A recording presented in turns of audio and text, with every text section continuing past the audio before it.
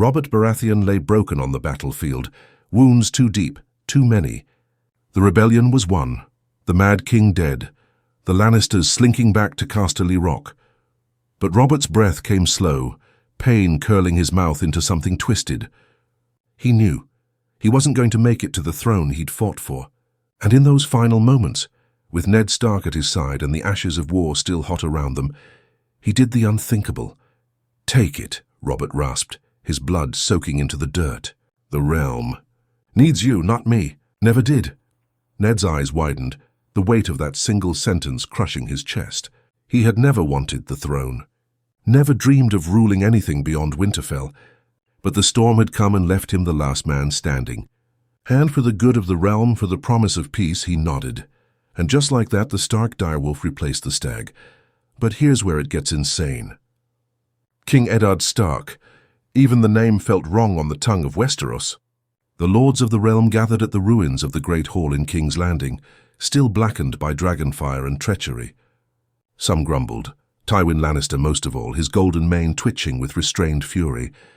The Lannisters had arrived late to the war, but first to claim its rewards.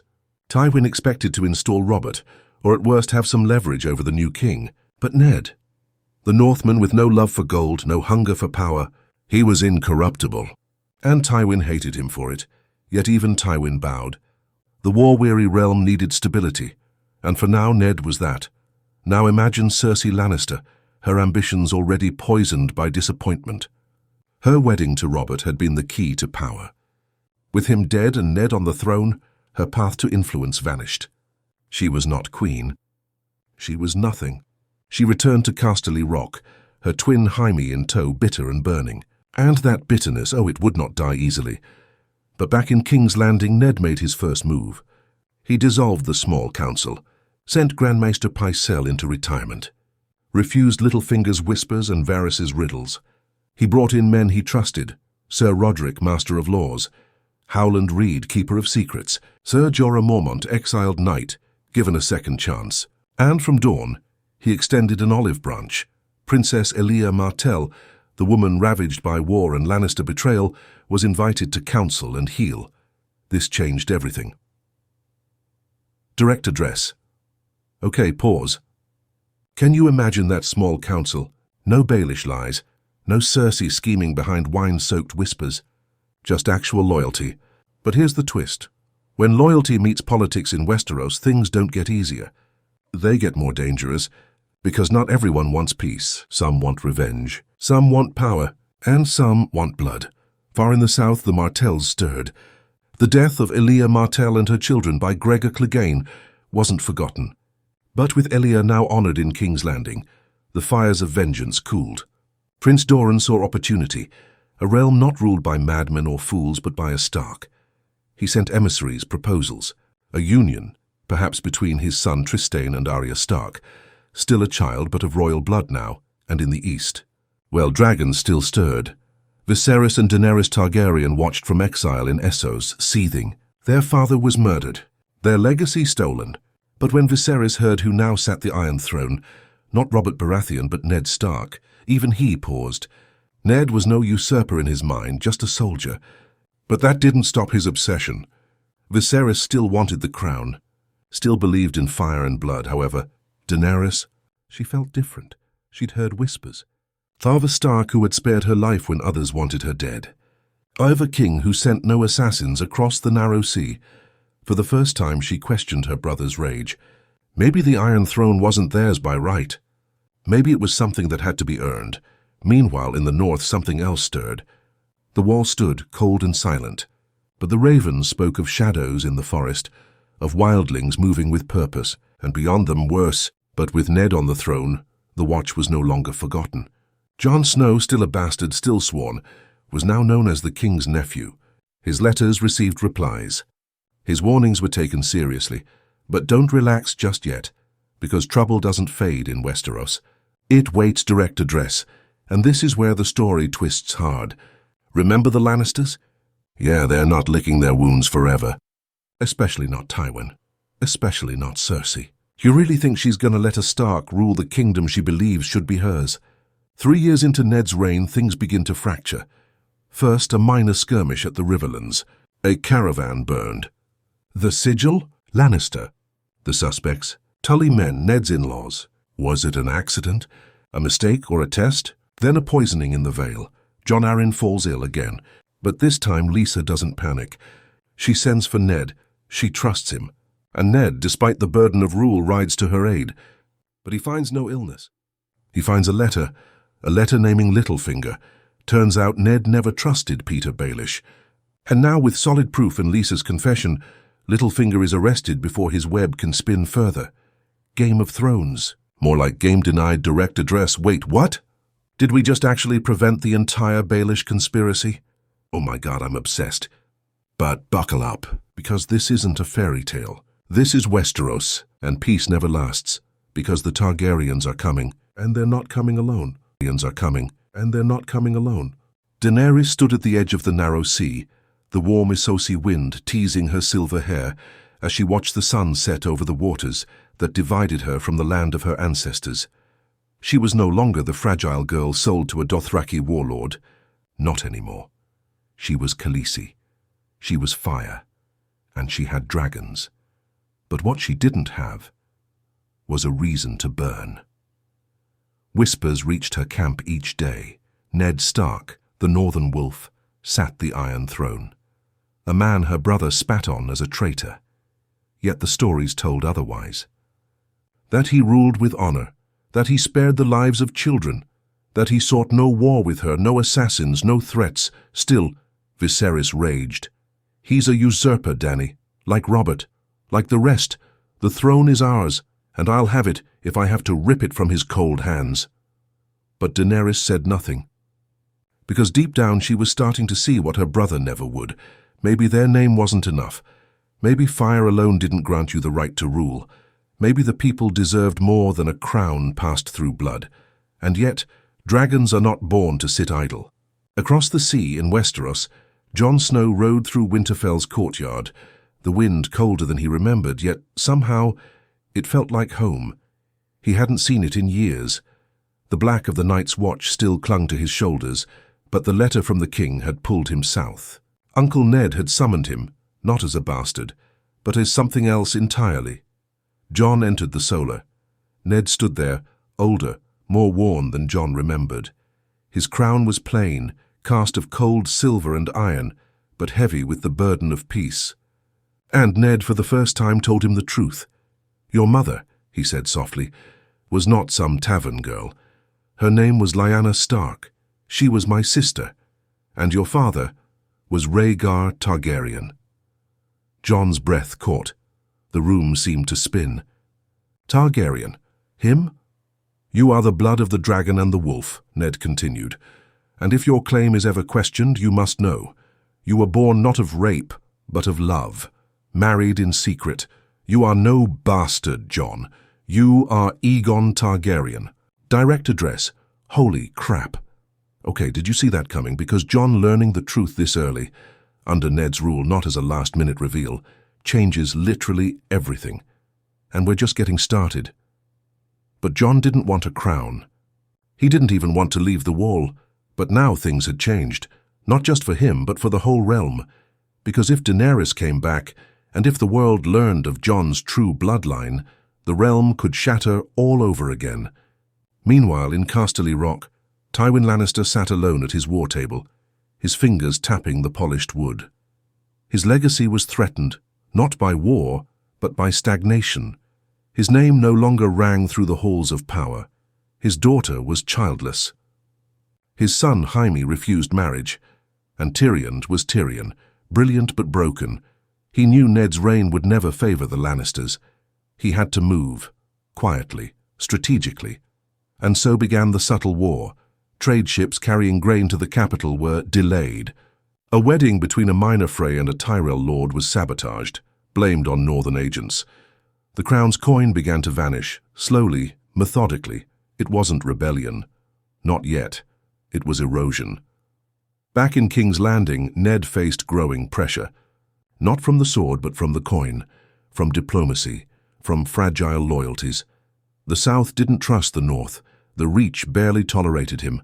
Only the Vale and the Riverland stood firm, and then ravens came. The dragons had returned. 3 of them, alive, full-grown, and flying above the ruins of Valyria. Direct address. This is where it goes from tense to full madness, because no matter how honorable Ned Stark is, dragons change the game.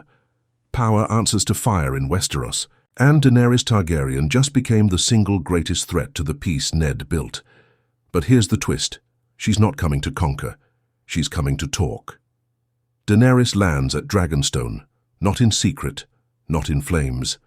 She sends a raven to King's Landing, requesting parley. Not war. The court explodes in debate. Varys, reinstated as Master of Whisperers under cautious trust, warns of risk. Jorah urges caution. Sansa, now grown and seated as Lady of Winterfell, writes her own warning. The Dragon Queen is not to be underestimated. But Ned listens to none of them. He rides to Dragonstone himself, alone. When he meets Daenerys, he finds not a queen of rage, but a woman of conviction. She tells him plainly, "I do not come to take what is yours.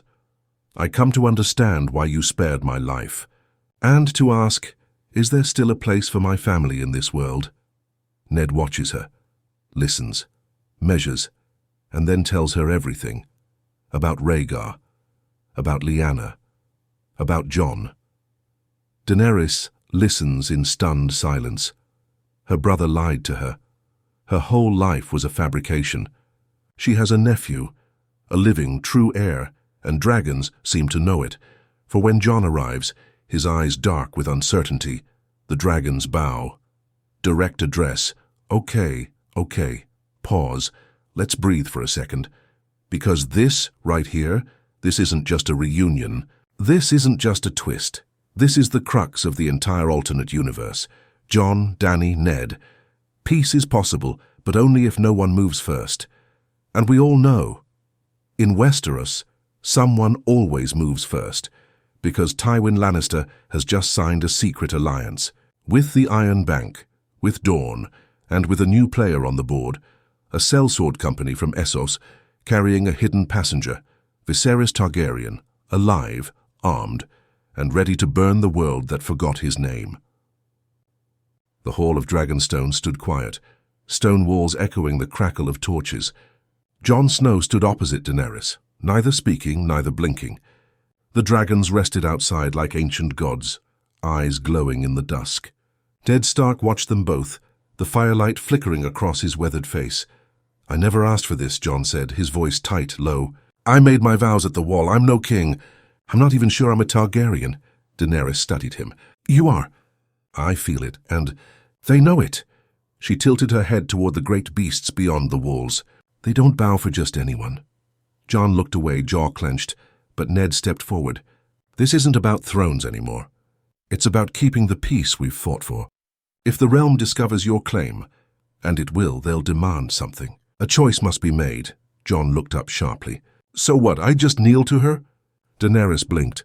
"No, I'm not asking for that. I came to avoid war, not start one. I want to understand what we can build. Together. Direct address." "Okay, we are officially in uncharted territory. Jon and Dany learning the truth this early, with Ned alive and guiding them. This isn't a game of power. This is a war of restraint, of holding back instincts. But in Westeros, restraint doesn't last, and someone always breaks first." Back in King's Landing, the council chamber was no longer quiet. Varys leaned forward, his voice like silk on steel. "The dragons are here." The people whisper of fire and prophecy. "They look to the skies, not the throne." Sir Roderick bristled. "Then they are fools." Sansa, recently summoned south by her father, sat calmly. "Fools or not, perception rules Westeros." Ned listened. His crown felt heavier with every word. He'd built a kingdom on honor. But honor alone would not survive dragons, Targaryen claims, or most dangerously whispers from within, because the whispers were growing. In the shadows of Flea Bottom, gold changed hands. Blades were sharpened, and men spoke of a forgotten prince, Viserys alive. He'd landed in Dorne, a guest under Prince Doran's roof, claiming legitimacy, exile, and revenge in equal parts.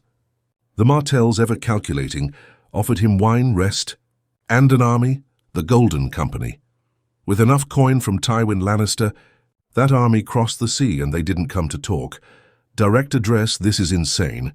Do you realize what just happened? Viserys didn't die screaming in the streets of Vice Dothrak. He lived. And now he's backed by Dorne, by Tywin, and the freaking Golden Company.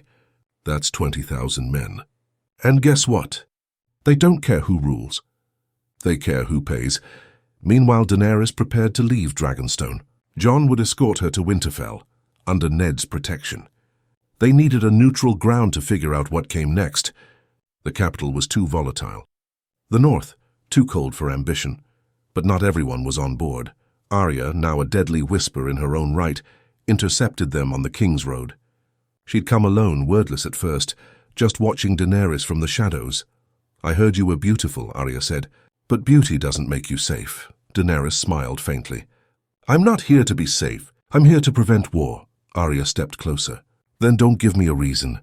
The tension crackled like ice over fire, and in that moment Jon realized love alone wouldn't solve this. Trust had to be earned, and not just from Daenerys, but from the north, from the realm, from the ghosts of the past still walking in Winterfell's halls, because war was already coming. In the Reach, Highgarden fell, silent, swift. The Golden Company took it in a single night. Tyrell banners torn down, replaced by lions and dragons. Viserys entered the city not like a prince, but like a conqueror, and his message was clear. "I am the rightful heir, and I have come to reclaim what is mine." Direct address, pause. Let's really think about what just happened. The Reach, the kingdom's breadbasket, is gone. Viserys holds it, and with Tywin's coin and Dorne's blessing, he's legit, at least in the eyes of many. Ned's peace just took a dagger to the gut. And guess what? That dagger's heading north. Ned summoned every bannerman he could. The Eyrie, River Run, even sent ravens to the Iron Islands.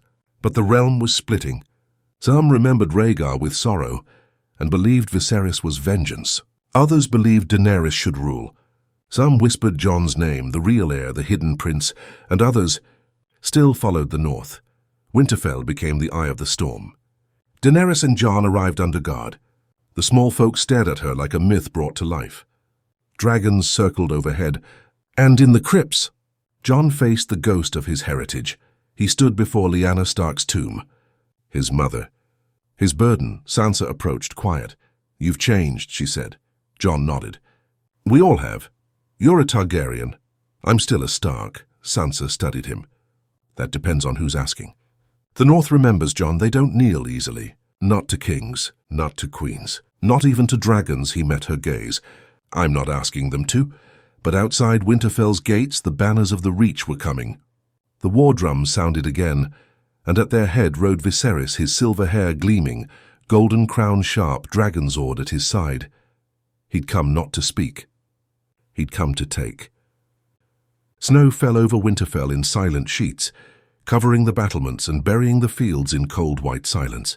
The North was bracing for another long winter, but this time it wasn't just the cold creeping in.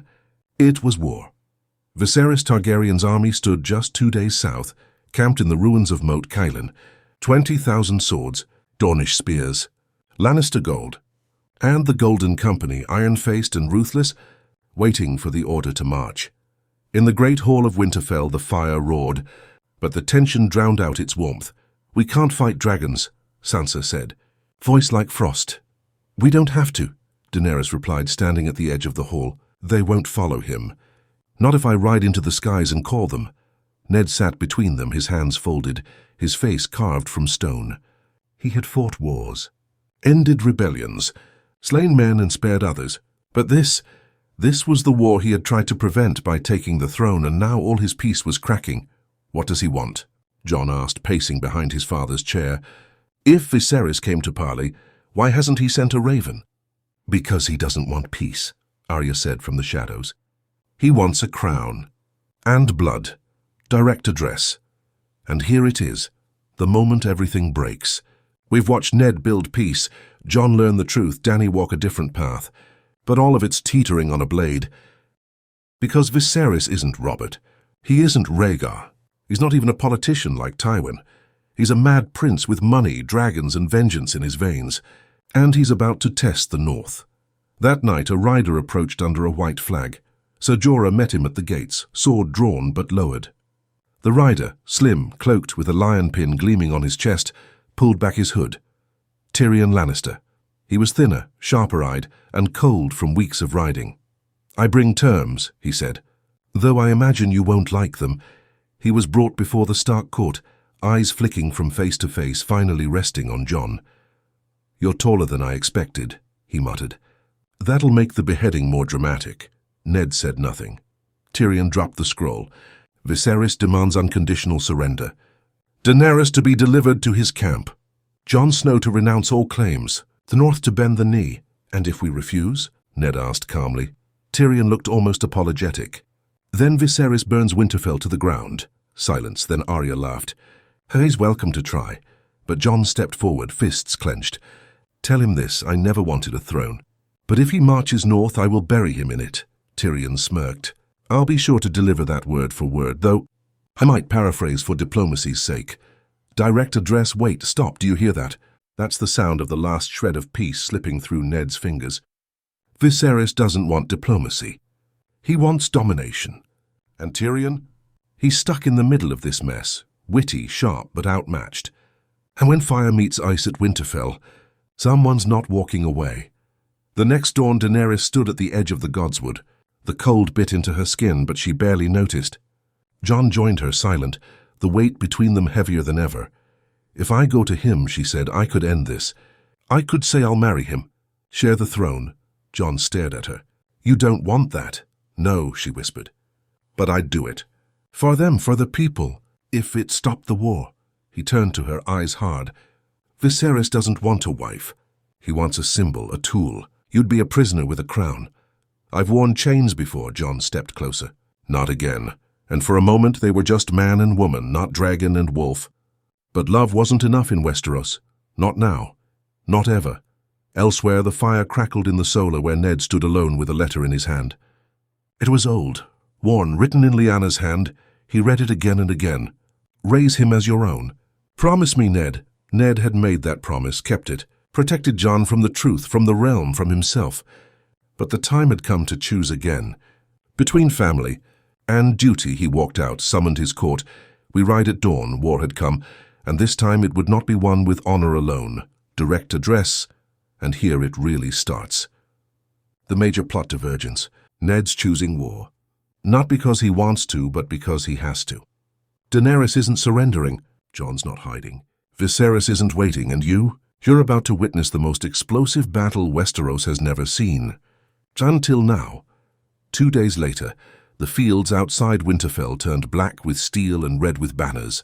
Viserys sat atop a pale horse, golden armor gleaming. Beside him stood a beast, not Drogon. A new dragon, raised in exile, hungry, untamed. Behind him 20,000 men chanted one name, Aegon. "Aegon, Aegon!"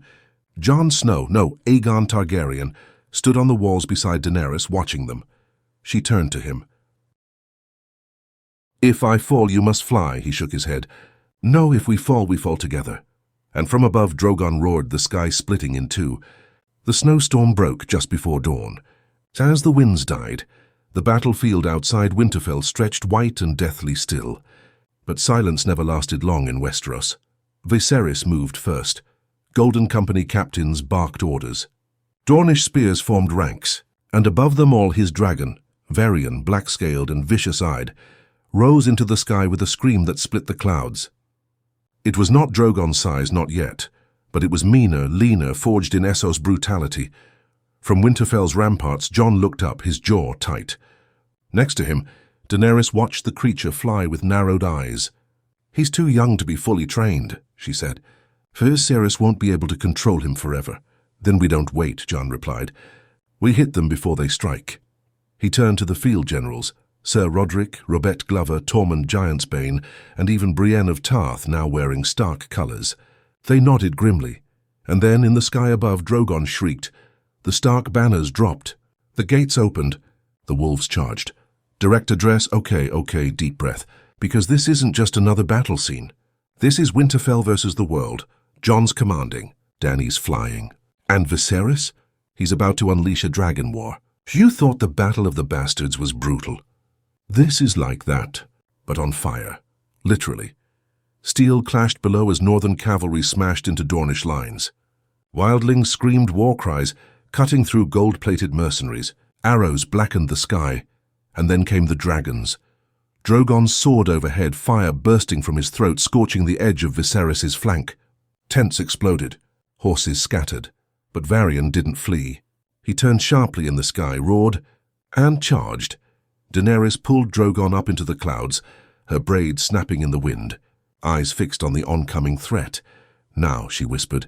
They collided mid-air. Flames exploded in all directions. Drogon's claws slashed across Varian's chest. Varian bit back, tearing into Drogon's wing. The sky became a furnace.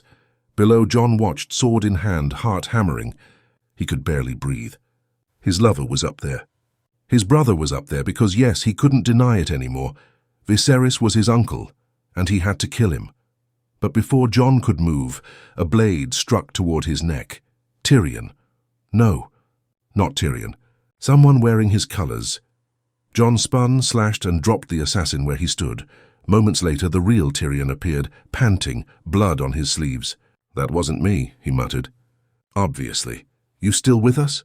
Jon growled. Tyrion smirked. "Until I find a better offer. Direct address, did you see that? The first assassination attempt on Jon, from inside his own ranks. This is the cost of being a Targaryen now. It's not just about thrones or honor. It's about survival. And up in the sky, it's about something even worse, dragon dominance." Meanwhile, inside Winterfell's walls, Arya moved like a ghost. She'd slipped into the chaos. "Pass guards, pass fire." Her mission wasn't on the field.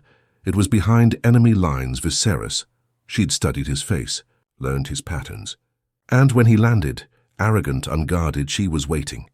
He walked through the smoke of a burning barn, sword drawn, smiling. "Come to bow, little girl." Arya didn't speak. She moved, fast, blade low, needle sharp, but Viserys blocked her, barely. Steel rang out. He was faster than expected, trained in exile, not pampered like a prince. They danced through firelight, blades flashing, Arya's eyes cold and empty. "You're Stark," he sneered. "Stark blood is traitor blood. You're not even a real Targaryen," she hissed. "Just a scared little boy who never learned when to shut up." She almost had him, but he kicked her back. Raised his sword, and then Jon was there. He tackled Viserys from the side, the two men crashing into the mud, rolling, snarling, blades out. "You would have let her burn." Jon shouted, "You were born to serve me." Viserys roared. The fight was raw, vicious, no elegance. Just fury. Jon slashed Viserys' leg. Viserys cut Jon's shoulder. They broke apart. Breathing hard, Viserys lifted his blade, dark fire, a Valyrian steel relic he'd stolen from Essos. "You think you deserve the crown? You think Daenerys will choose you over blood?" Jon looked at him with something like pity. "She already did," Viserys charged. Jon didn't hesitate. He stepped in and drove Longclaw through Viserys' heart. "Direct address. Wait. Jon did you expect that? Viserys is dead just like that. This is the moment that changes everything. The war could end here. Right now, if only..." The dragons weren't still at war above, because Varian didn't fall with his rider. Instead, he went mad. Daenerys felt it before she saw it.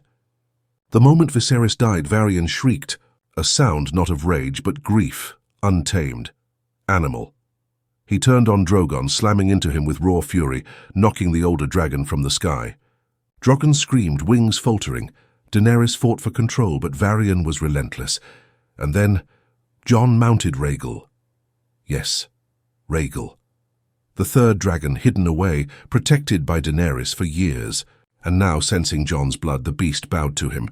Within moments, Jon was airborne, Drogon struggling. Varian attacking. And Rhaegal, Jon's dragon, rising to even the skies. What happened next was chaos. 3 dragons, 2 riders. One sky, flames lit the night like a second sun. And on the ground, the Golden Company broke. The Dornish scattered. The Lannister forces fell back, because without Viserys, there was no war left to fight. There was no war left to fight.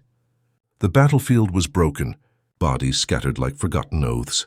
The snow, once pristine, now ran red with blood and black with ash. Winterfell still stood, but barely. Its gates were cracked, towers scorched, and the very air stank of fire and steel. But in the sky, the war was still raging. Drogon limped through the clouds, his wings torn, blood pouring in thick streams.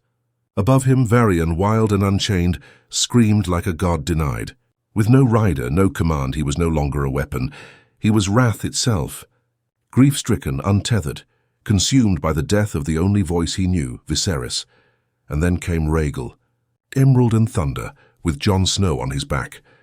Jon gritted his teeth, fingers clutching the saddle strap. This wasn't just about riding a dragon.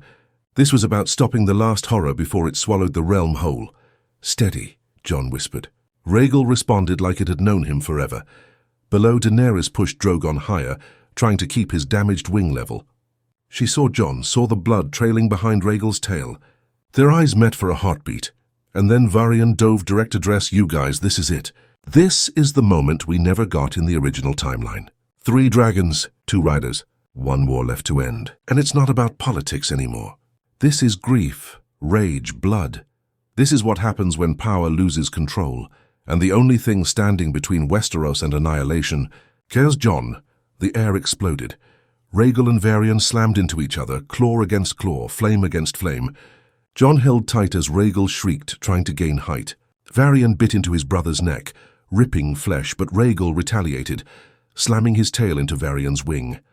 Daenerys watched from above, heart shattering. She'd raised Varian like a child, watched him grow in the shadow of his brothers. But now he was a storm that could not be calmed. "Fly higher," she whispered to Drogon. "Take us above them." They soared, the storm clouds swallowing them whole. Below, Rhaegal twisted sharply. Jon stood in the saddle, pulled Longclaw free and leapt. Direct address Holy. Wait. "Did you see that?" Jon Snow just jumped off Rhaegal with Longclaw in hand. "On to Varian, I can't breathe. This man is not just a king, he's a one-man extinction event. And this is either the most heroic thing ever, or a death sentence." Jon landed hard, grabbing a spike on Varian's neck. The dragon roared in fury, twisting, bucking, but Jon held on. He climbed forward, fighting the wind, the fire, the madness. And when he reached the top of Varian's skull, he saw the eyes. Not rage, but grief and something else. Fear. He raised Longclaw, paused, then plunged the blade not into the dragon's skull, but just behind it, at the base of the neck, where the spinal control met the brainstem. A clean kill, a mercy. Varian's scream cut the clouds, the dragon. Plummeted, Jon fell with it, but Rhaegal dove after. Him caught him mid-air and pulled up just before the trees. Silence. Varian's body crashed into the forest, burning trees for miles, and the war was over. Direct address, this is unbelievable. Jon didn't just stop the war, he stopped Varian. Without killing him in rage, he gave that creature peace. He gave the realm a chance, and now the real question rises. What happens after the fire dies?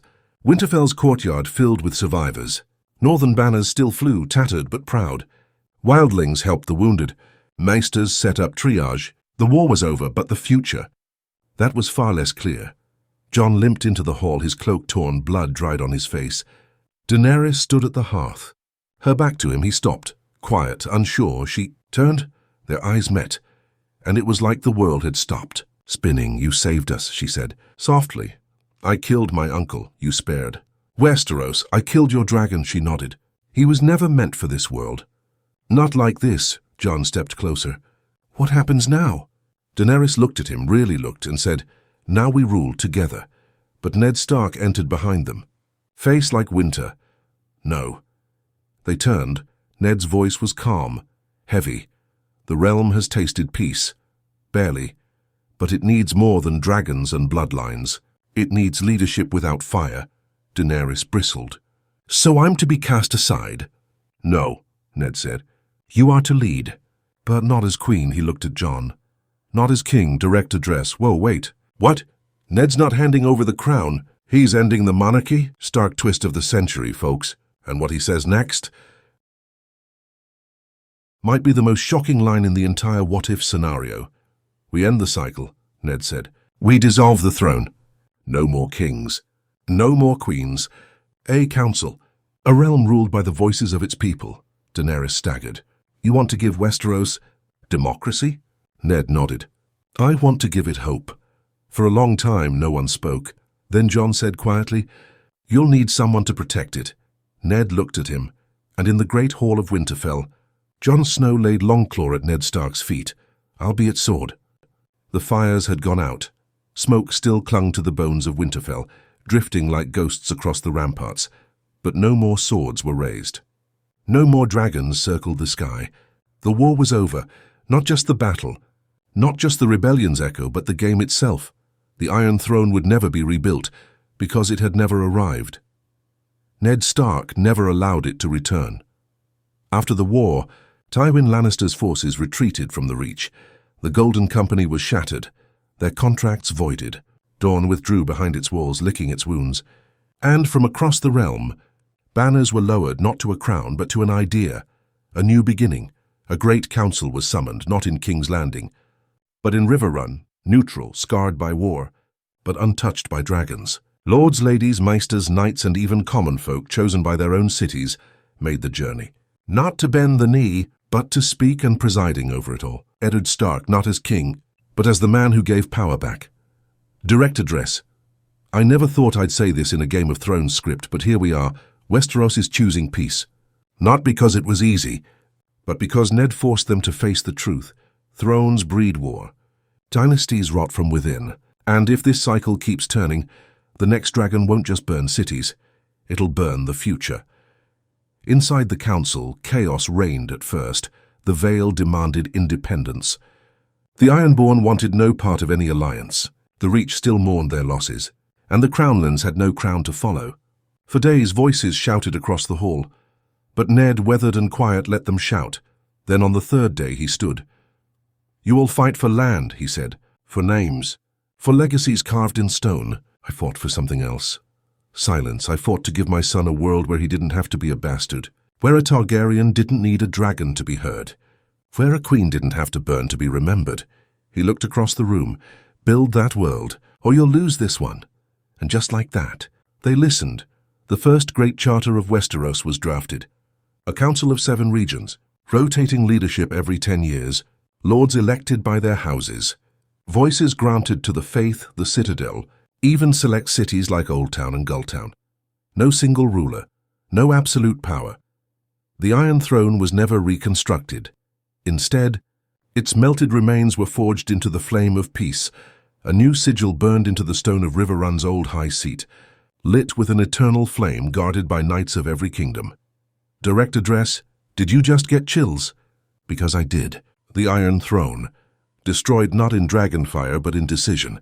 And now Westeros has something it's never had in its thousands of years of bloodshed. Balance. But peace, as always, comes at a cost. Jon Snow returned to the Wall, not because he had to, but because he chose to. He stood once more before Castle Black, Rhaegal circling above. He wasn't the boy who left. He wasn't the prince who returned. He was the protector of the realm, by oath and by will. He reformed the Night's Watch, not as a prison, but as a promise, a new shield, a brotherhood of all kinds, men, women, even wildlings. Tormund joined him. So did Gendry, now legitimized by the council and eager to escape court politics. They patrolled the real danger, the creeping dark beyond the wall, because White Walkers still existed, but this time Westeros was ready, and Daenerys, she did not stay. She could have demanded a seat on the council, could have ruled, could have claimed the admiration of the masses. Instead, she left, with Drogon and the ashes of her brothers. Across the narrow sea, she established a new city, New Valyria, a sanctuary for refugees, scholars, dragon keepers, and outcasts. A place of learning, of healing, and yes, of dragons, not war beasts, not weapons, but guardians. Daenerys Targaryen became known not as queen, but as mother of peace. And what of Arya? She never returned to the north. Her name faded from council records, but whispers told of a woman sailing west of Westeros, mapping lands no one had dared touch. Her ship, Needlewind. Her flag, a direwolf crossing the sun. And Sansa? She ruled the north, not as queen, but as warden of the true north. The north remained part of the council, but held the right to stand apart. Her rule was just, fierce, and deeply respected. No king, no queen. Just Sansa Stark, born in fire, forged in survival. Bran? The boy who fell never stood again, but his eyes reached farther than any before. He became the first official lawkeeper of the realm, working with the Maesters to preserve the truths, visions and memories of Westeros. He walked in shadows, watched from afar. never seeking glory, only guarding it. And Ned Stark? He died years later peacefully in Winterfell. Not by blade, not by betrayal. He was buried beneath the heart tree, beside his sister, and on his tomb the council inscribed a single line. He broke the wheel, not by fire but by choice. Direct address. And that's it. That's the end of this what if. What if Ned Stark sat the Iron Throne after Robert's rebellion? Not only would he have saved Westeros from Daenerys' descent, he would have stopped the Night King early, prevented the Red Wedding, ended the monarchy, and, without drawing a single line of wildfire, created the first true age of peace. No one saw it coming. But maybe that's why it worked, because he never wanted it. And in Westeros, maybe that's the only kind of ruler worth trusting. Only kind of ruler worth trusting.